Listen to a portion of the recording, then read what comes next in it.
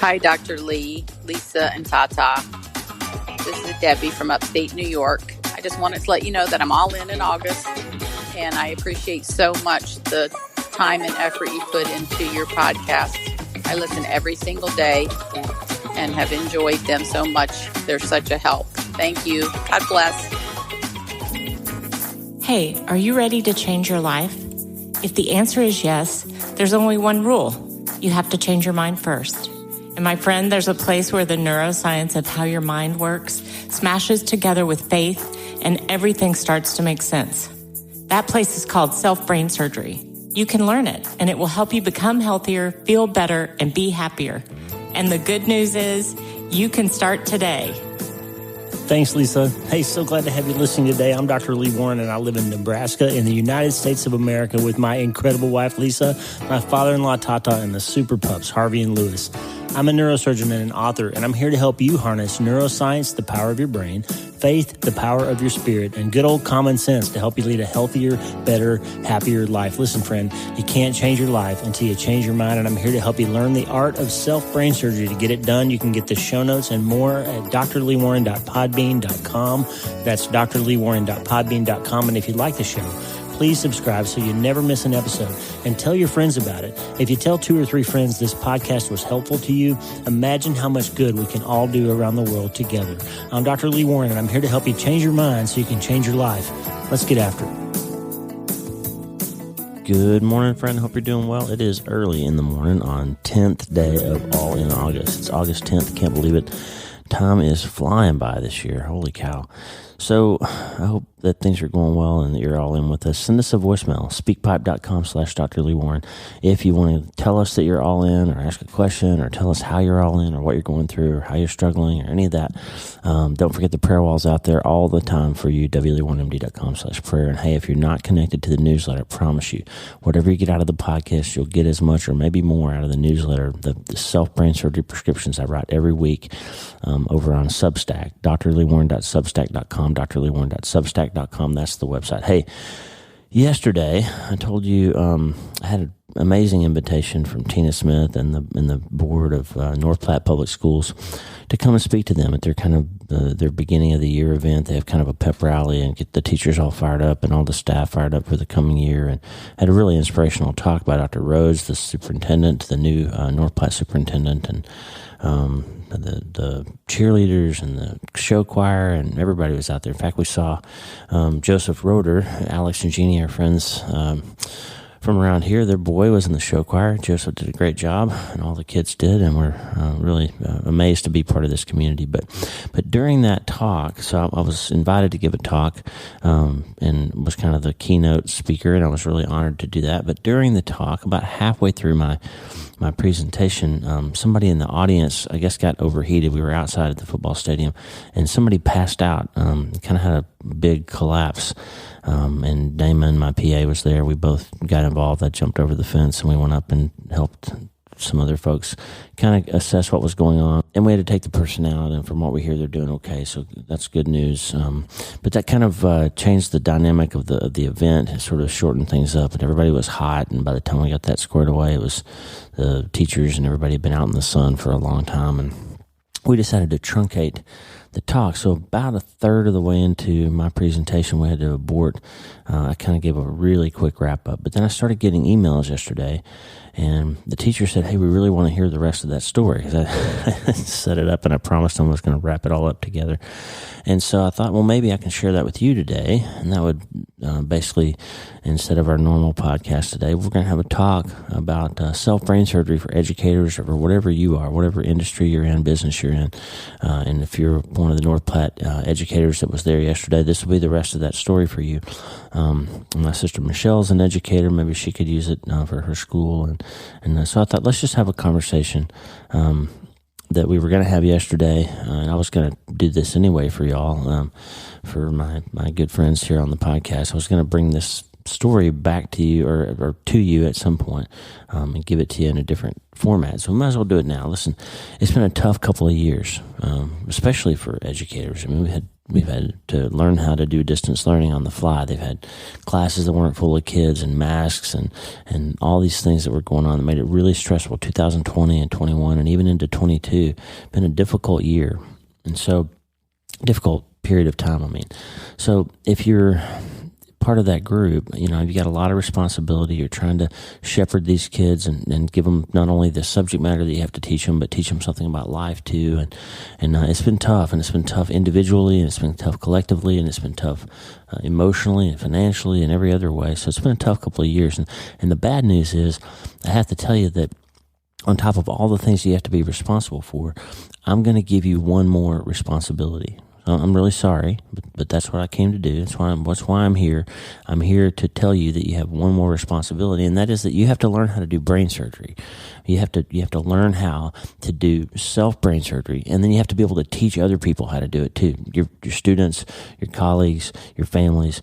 You have to learn how to do self-brain surgery. That's my task for today, is to educate you, put you through medical school and residency, and teach you in about half an hour what it took me until I was 32 years old, constantly going to school, to learn how to do. We have to learn how to do brain surgery. So like I've told you before, if you listen to the podcast, my dad taught me how to do public speaking, and he always said, I didn't know until later that he got these ideas from Aristotle actually, but my dad said, if you're going to give a speech, here's what you do. There's 3 things you got to do. Tell them what you're going to tell them, and then tell them what you told them. So here's what we're going to do today. I'm going to tell you what I'm about to tell you, and we're going to start that now. And then I'm going to tell you, and then at the end, I'm going to tell you what I told you, okay? So here's what I'm going to tell you. I'm going to convince you in about half an hour that you will have a better life, friend, if you can learn to change your mind, if you can learn to be more positive, if you can learn to strive for hope and happiness that's not tied to the circumstances of your life. And if you can learn to do all those things, you'll become what I call a hopeful soul, and you will have a better life than if you don't do those things. If your sense of peace and prosperity and happiness and joy and fulfillment and purpose and all that is tied to having a certain outcome and tied to having a certain set of circumstances, as soon as I get this, or as soon as I marry that person, or as soon as I get that degree, or as soon as I get that job, then I'll be happy. You'll never be happy. The target will keep moving, and circumstances will happen that are hard.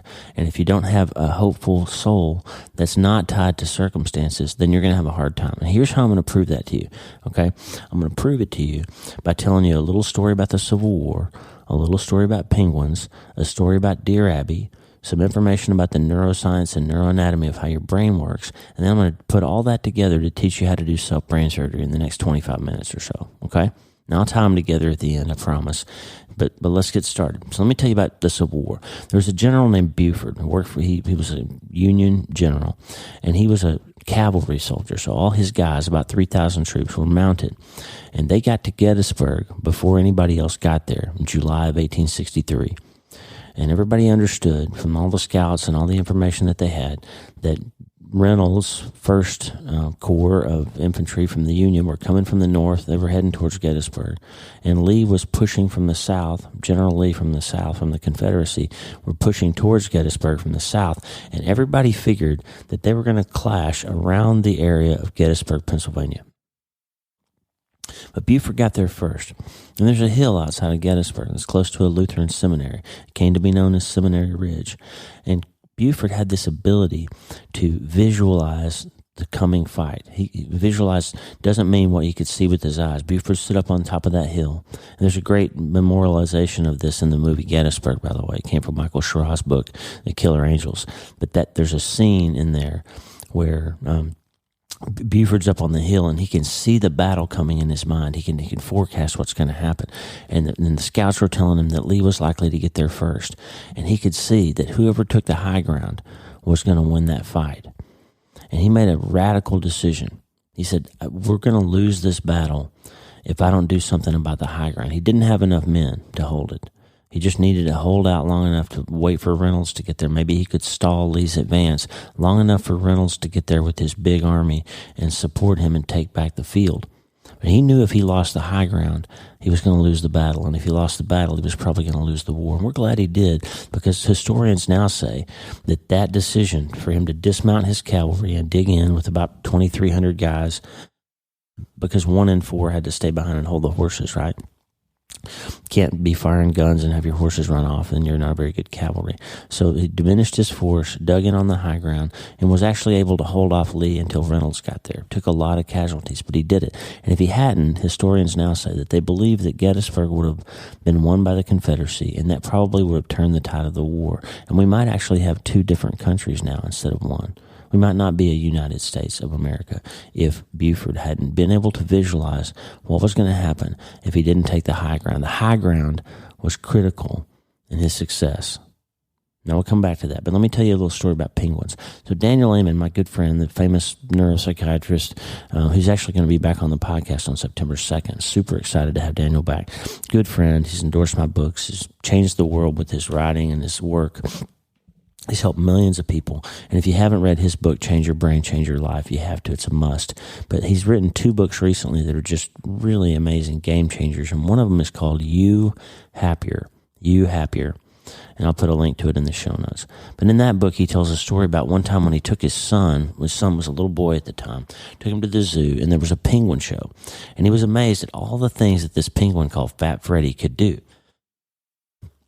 Whatever the trainer asked Fat Freddy to do, Fat Freddy would do it. He would jump through a ring of fire. He would go fetch something from the audience. He would perform all these tricks. And it was amazing how great Freddy performed. And so after, it was really entertaining. Everybody had a ball. And Daniel was like, man, I asked my son to do one thing, and he wants to talk about it for 20 minutes or argue with me. And this penguin will do everything he's asked to do. He wanted to know what the secret was. So he went up to the trainer. And here's what he says. So after the show, I went up to the trainer and asked her how she got Freddy to do all those really cool things. The trainer looked at my son and then at me and said, unlike parents, whenever Freddy does anything I want him to do, I notice him. I give him a hug and I give him a fish. Even though my son didn't like raw fish like my sushi-loving daughter Chloe did, a light turned on in my head. Whenever my son did things that I liked, I paid no attention to him at all because, like my dad, I was a busy guy. But when he didn't do what I wanted him to do, I gave him a ton of attention because I didn't want to raise bad children. And I was inadvertently teaching him to act badly in order to get my attention.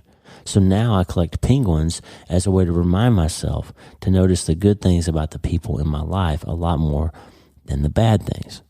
That's what Daniel said. Okay, we'll come back to that. Now, let me tell you a story about Dear Abby. Now, Dear Abby, we talked about her on the podcast recently. My last Sunday newsletter was called Dear Abby Was Not a Neuroscientist, but let me just give it to you in a nutshell. Dear Abby was an advice columnist. It's still going, but it's a different lady that writes it now. And you could write letters to her in the newspaper, and she would reply, and in the newspaper column, she would answer people's questions about how they could solve the problems in their lives. John Prine, one of my favorite singer-songwriters, had passed away in 2020 from COVID, actually. And his last album was a treasure, by the way. He had throat cancer, and he recovered from that, got his voice back. And it's gravelly and not the same, but it's just a brilliant bunch of songwriting in that last album that John Prine did. But one of his old records, he had a song called Dear Abby. And he kind of satirized this idea of writing for advice. And he writes a letter, and it starts like this. Dear Abby, my feet are too long. My hair's falling out, and my rights are all wrong. All my friends tell me I've no friends at all. Won't you write me a letter? Won't you give me a call? Signed, Bewildered. And then another guy writes, and he says, Dear Abby, my fountain pen leaks. My wife hollers at me, and my kids are all freaks. Every side I get up on is the wrong side of bed. If it weren't so expensive, I'd rather be dead. Signed, Unhappy. Those are two pretty bad letters, right? Unhappy and Bewildered. And Dear Abby wrote him back the same reply. She said, Dear Bewildered, Dear Unhappy, you have no complaint. You are what you are, and you ain't what you ain't. So listen up, Buster, and listen up good. Stop wishing for bad luck and knocking on wood. Signed, Dear Abby. So she basically says, hey, stick it. Stop complaining. You are what you are, and you ain't what you ain't. So just deal with it, right? Stop fussing about your life and just get busy and stop worrying about it. Quit fretting about it. You are what you are, and you ain't what you ain't. I'm going to tell you a story in a minute about neuroscience, but up until about 1998, neuroscientists and neurophysiologists and therapists and psychiatrists and neurosurgeons and neurologists all would have thought that Dear Abby's advice was pretty good because we were all taught up until 1998 or so, that the brain had all the cells it was ever going to have in it when you were born. And all those connections in your head were fixed and you couldn't do anything about them. You were what you were.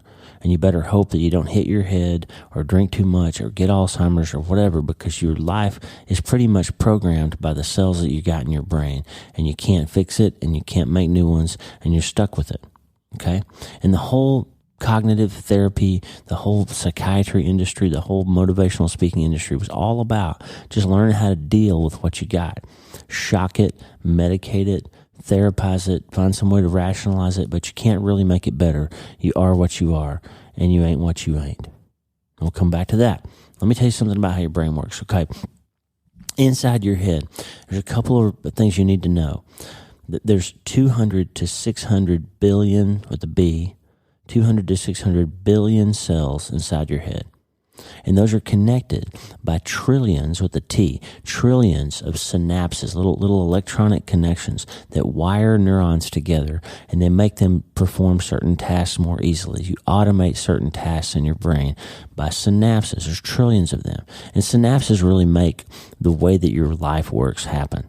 Okay, synapses control all your physiology, all your hormonal stuff, all your feelings and thoughts, and automated movements and actions, all programmed by synapses. And when we have a task in our electronic medical record that we need to do a lot, Damon and I, if we have an order that we need to write, there's a CAT scan with contrast, and you need to check this lab before you do it, and it needs to be done on that scanner at this time.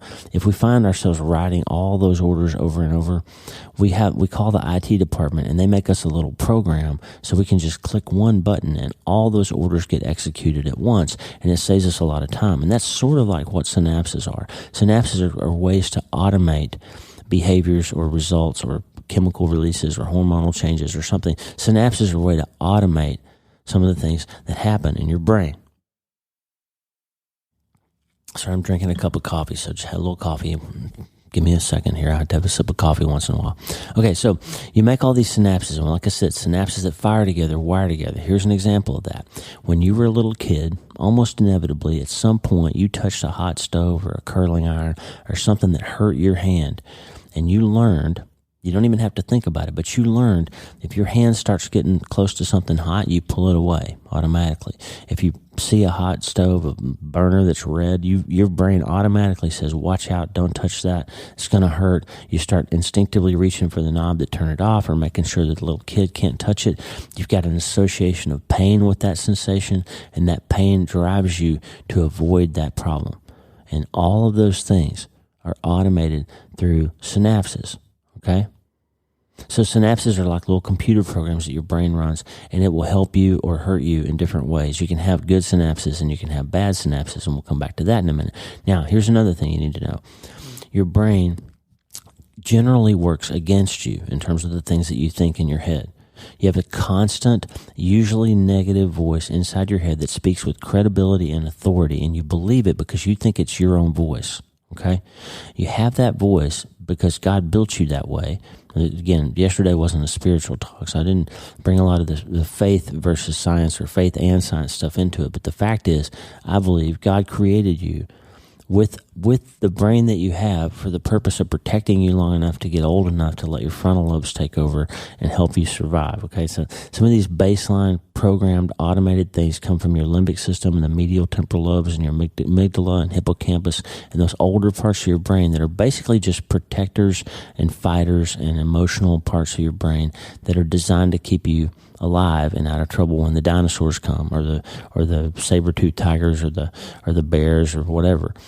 So basically, your brain's always running these little computer programs, and you have this constant, usually negative voice inside your head that you believe. We tend to believe the voice because it's in my head, so why would I lie to myself, right? But the fact is your brain is hardwired for negativity. In fact, it's about 5-to-1, neuroscience now understands. You have about 5-to-1 negative impulses for every positive one, and that's because you're trying to stay alive in this world, right? You want to run from the bear when it shows up. You want to pull your hand away from the fire. You want to do all those things in an automated way so you get a little head start, and you might survive when the threat happens, okay? It's a survival function. And therefore, the problem is once you understand that you have this automated negative thinking problem, then you have to agree with yourself that you can't take your baseline thought at face value, ever. You can't. You can't just go around in your life reacting to the things that you think, because most of them are hardwired to be negative and aren't necessarily accurate. And so with that said, that little bit of background, here are 3 absolute truths that you must believe and internalize if you want to become a successful self-brain surgeon and overcome this negativity bias. If you want to be really effective in your own life and learn how to decide to respond to your thoughts instead of reacting to them, just respond to your feelings instead of reacting to them, you've got to believe me when I say the following 3 things. Here they are. Are you ready? Number 1, not every thought that you have is true. Number 2, feelings are not facts. They are chemical events, neurotransmitter events in your brain. This is a critical thing for you to understand, my friend.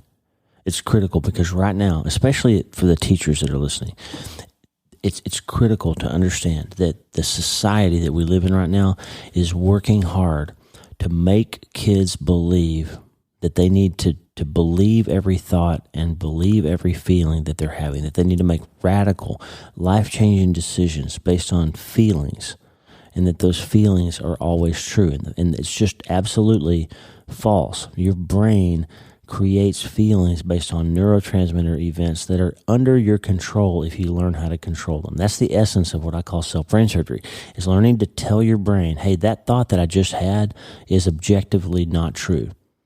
That feeling that I have is transient, and it will likely feel different in a few minutes or a few days or a few hours or whatever. The feelings are not facts. Feelings are like little barometers, little warnings that something's going on.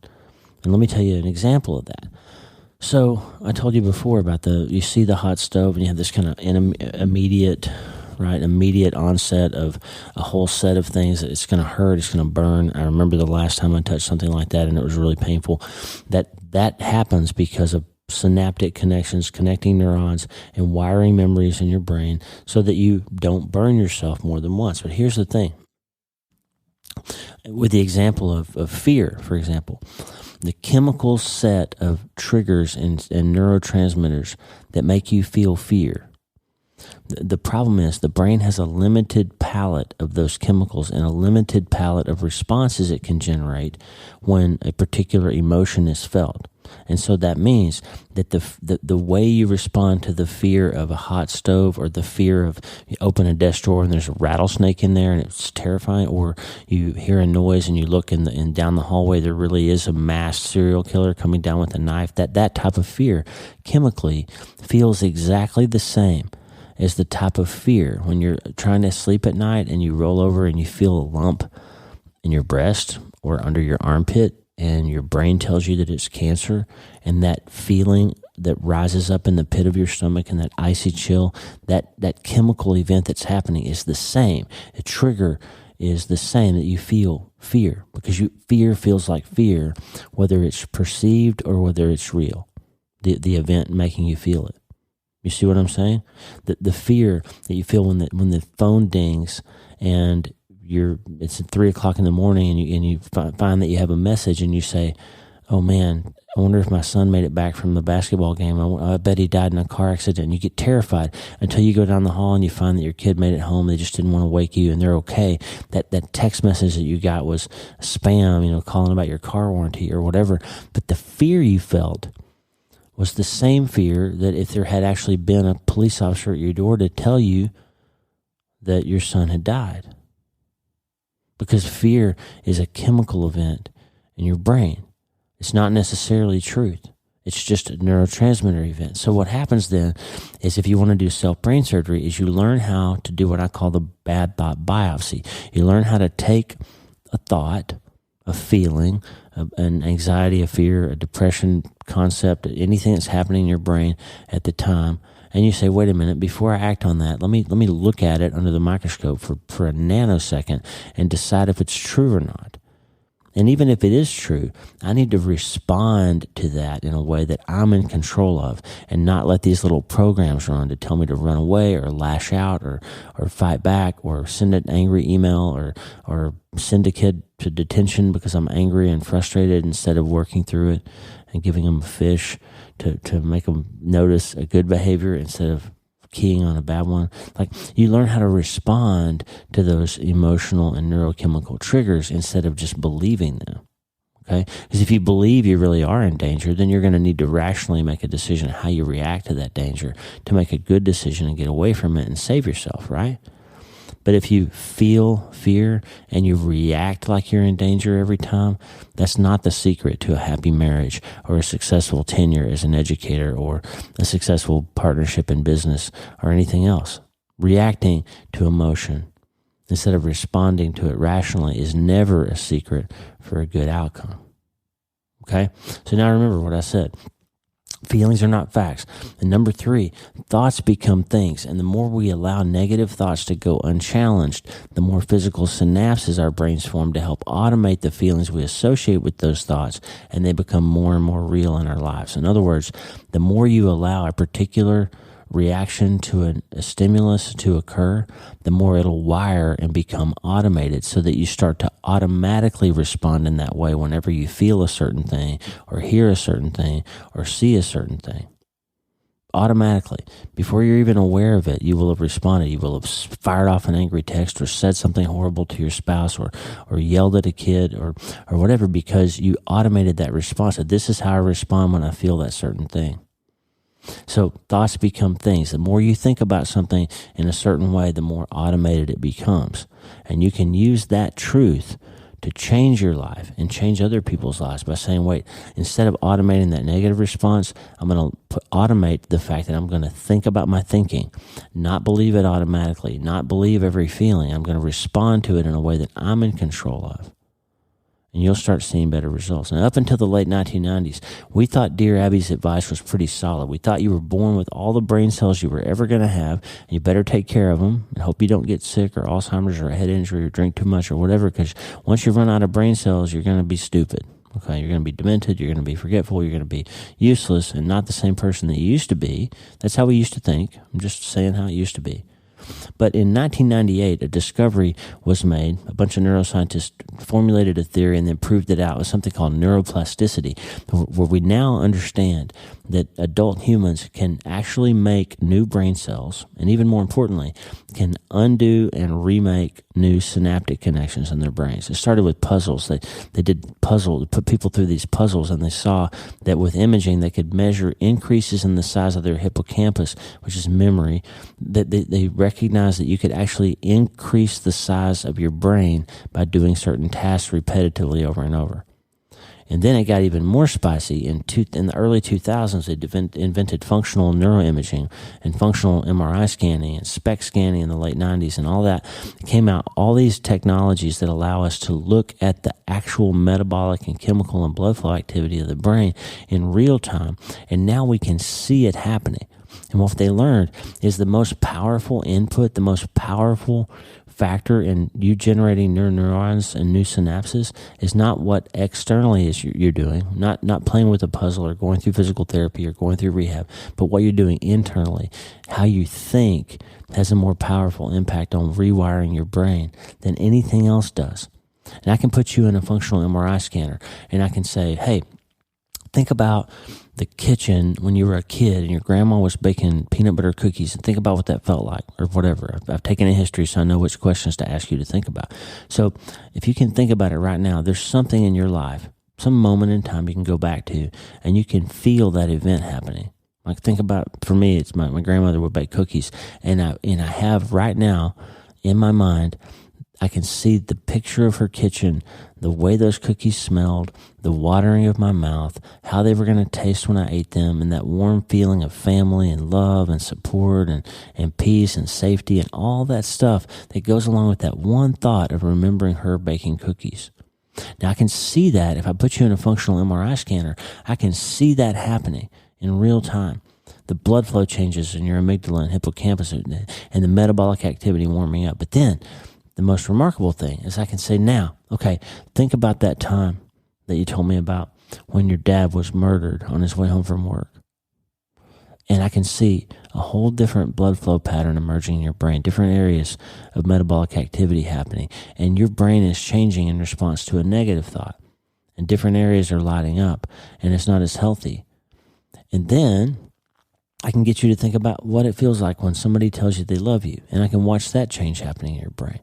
And then what they did with that information, that technology being available, is then they started researching and teaching people to think about certain things and not other things, and started thinking about biopsying their thoughts. They didn't use those terms. Those are my terms. But the idea of think about your thinking, change it, think about something more positive, and you will see physical, chemical changes in your brain that are positive, and those begin to automate, and your brain begins to rewire, and that 5-to-1 rule where it takes 5 positive inputs to overcome 1 negative one starts working in your advantage because you're feeding your brain more fish. When you think better thoughts, you create better chemical environments, you have better feelings, you have better reactions, you make better synapses, and you have better outcomes. Your physiology improves. It's been shown clearly, no doubt about it, that happier people have better brains. Happier people have higher functioning brains, and they become happier by deciding to think better. Not because their circumstances improve, because they don't necessarily improve. So understand the things I'm telling you, friend, is that your peace of mind, joy, happiness, purpose, all those things is something that you can teach yourself to have regardless of the circumstance that you're going through. Does that make sense? What it means is if you can think better thoughts, you can take advantage of the fact that synapses that fire together wire together, and you can literally perform self-brain surgery to change your brain and change your life. And then all of a sudden, it means old dear Abby's advice wasn't so great. You are what you are and you ain't what you ain't. Guess what? You're not. You can change how your brain works. You are not stuck with the brain you have. Now, I'm talking about being happier. Why does it matter? You say, I don't care about happiness. I'm teaching kids algebra. Why do I care if they're happy or not? Let me tell you, if you're most educators, I believe, because I know my sister and other people in our family who are teachers, and I've had some great teachers who made huge impacts in my life. And I can tell you, I think most of them are double agents. They're not just there to teach algebra or chemistry or home ec or baseball or golf or whatever. Most of them are there because they want to make kids have better lives. Right? How to be a better person. And so let me tell you why it's important that you're happier. Every study that's ever been done has shown without any question that happier people, more hopeful people have better lives in every way that it can be measured. I've discovered and I've written that hopelessness is deadlier than brain cancer. It's true. When I started studying how people suffer and what happens to them when they get bad diagnoses and what happens in their families and all that, what I realized is your diagnosis isn't the thing that determines whether you have a good life. No matter how long your life turns out to be. What determines if you have a good life or not is how hopeful you can be in spite of adversity. I saw it over and over. You can read my book, I've Seen the End of You, if you want to see that. And my next book, Hope is the First Dose, is all about how can we take a difficult circumstance and still find hope in it and still find meaning and purpose, even if the outcome isn't what we want. Okay? That's the real question. Every study that's ever looked at it shows that happier people drink less, they stay married longer, they have better success in their jobs, they have overall better quality of life, they have lower blood pressure, they take less medicine, they spend less days in the hospital. Happier people have better lives than people who are more negative. They just are. So we're going to start wrapping this up. As an educator, and if you're listening to this and you're not an educator, apply this to whatever you do. You must look to take the high ground. You must visualize the coming fight. When you see a new circumstance, a new group of students, a new school year, a new business venture, a board meeting that you're coming up to, look at that and visualize it like Buford did and say, what's the high ground here? And in terms of your neuroscience, your high ground are your frontal lobes, okay? Your frontal lobes are your executives. They take that emotional brain and they can whip it into control. Your frontal lobes can calm down your limbic system and that fight or flight response and that automated negative thinking, but you have to make them engage. You have to not let those automated synapses fire every time you say, wait a minute, I'm going to look at that feeling. I'm going to look at that thought. You might have a kid that is the 5th kid in their family that you've taught, and the 4 before them were terrible. They were mean and they had bad attitudes and they never did their homework. They disrupted class and they wouldn't listen and all that stuff. And you might have this fifth kid comes in and you might look at that kid before you ever meet them and have a negative thought about them and say, that kid is trouble. Their whole family's trouble. I know exactly how he's going to act. I know exactly what she's going to be like. I've seen it a million times before. And I'm just telling you right now, you're in the teacher's lounge and you're saying it to your colleagues. Just telling you right now, the first word out of that kid's mouth, I'm going to send them down the hall because I'm going to set the tone right from day one with that kid that it's not going to be like it's been for the last 4 years with their siblings. Or you can say, you know what? There's something going on in that family. There's something going on in that kid's life that's making their 4 previous siblings have trouble. And I'm going to give this kid a chance to have some self-brain surgery. I'm going to teach that kid to think about their thinking. I'm going to reward them when they do the littlest thing that's good. Even if they just show up on time, I'm going to say, hey, thanks for being on time today. And even if they just turn in their paper on time, if it's a terrible paper, but instead of beating them up about it, I'm going to say, you know, it's great that you were able to get that done on time. Thank you. Now let me help you make it even better next time, right? You make a decision that you're going to feed that kid fish.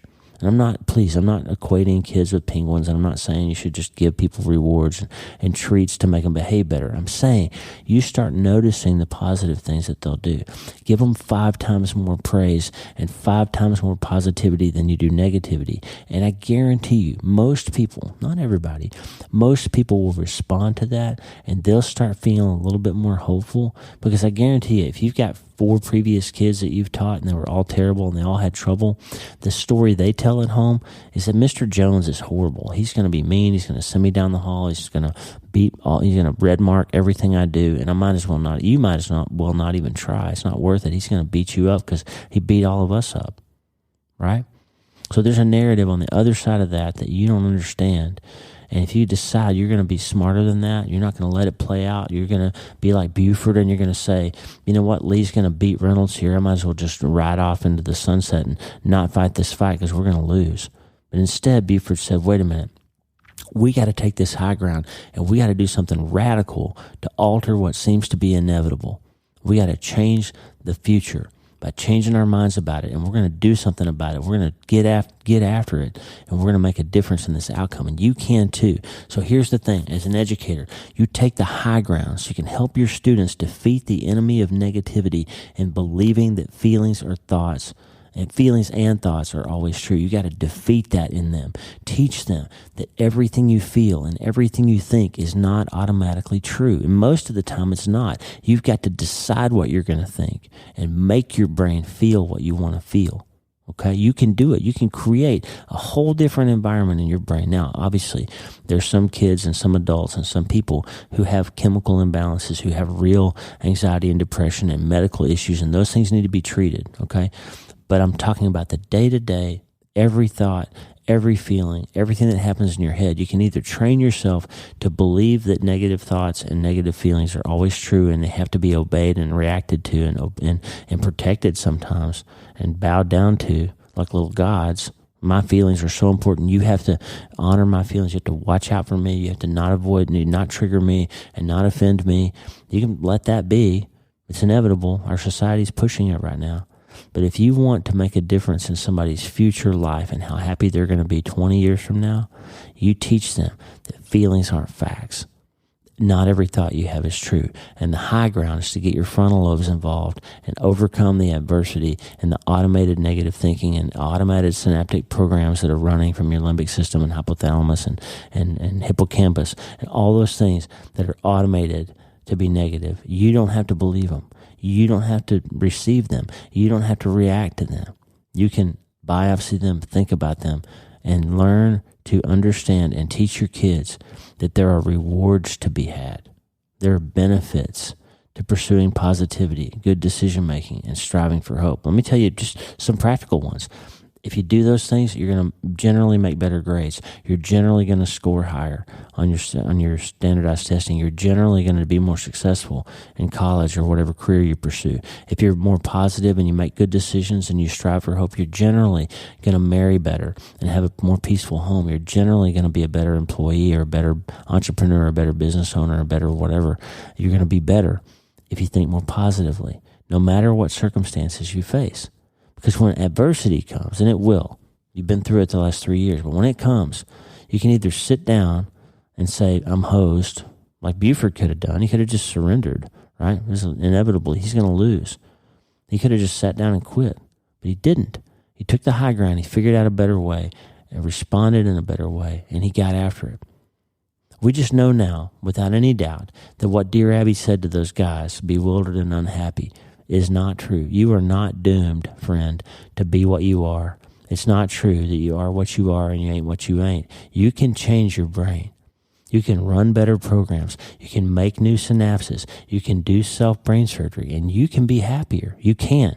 At the end of The Wild Card, this book that the teachers read, it's a great book. I'll put a link in the show notes. So the North Platte School District is using it as sort of their guide this year. It's called The Wild Card. It's by Hope and Wade King, and it's 7 steps to an educator's creative breakthrough. And at the very end, the last page, they said, hey, your classroom is your stage, and how you perform on it, the things you bring to that stage, it's what's going to set the tone for your room and your students and your whole year as an educator. But I want to give you one more thought, one more responsibility. And here it is. Your classroom is not only your stage, it's also your medical school. And you have a responsibility to be a professor of self-brain surgery and teach these kids a better way to live by teaching them a better way to think, to teach them a better way to feel and a better way to respond to those feelings. Your classroom is your medical school. It's also your operating room where you perform self-brain surgery on yourself before you decide how to respond or how to react to these kids and the challenges that they will bring you. You're in charge of the high ground if you choose to be. But don't surrender the high ground. Don't give it up because it's everything. To hold the high ground, you will take control of the battlefield of your own mind, the 6-inch battlefield between your own ears. So I'm adding that responsibility to give you the call to become a medical school professor and teach these kids and yourself self-brain surgery, and it will change lives. It will change families. It will change history. It will make people become healthier, feel better, and be happier. And you can do it. In fact, you must do it, friend. But you can't change your life until you change your mind. And the good news is, you can start today. Dear Abby, my feet are too long. My hair's falling out and my rights are all wrong. My friends, they all tell me that I've no friends at all. Won't you write me a letter? Won't you give me a call? Signed, Bewildered. Bewildered, bewildered, you have no complaint. You are what you are and you ain't what you ain't. So listen up, Buster, and listen up good. Stop wishing for bad luck and knocking on wood.